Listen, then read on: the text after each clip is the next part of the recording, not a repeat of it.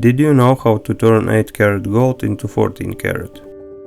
According to the formula, we calculate how much pure gold needs to be added to raise it to 14 karat. We add the required amount of pure 24 karat gold. Always add a little more pure gold to be safe. After that we have to melt everything together. To melt pure gold, you will need a gas burner capable of reaching temperatures of 1100 degrees Celsius.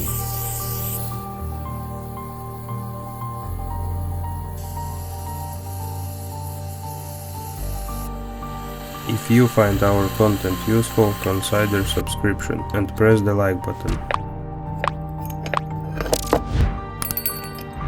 You can find the formula in description below. Now the gold is ready to be transformed into a masterpiece.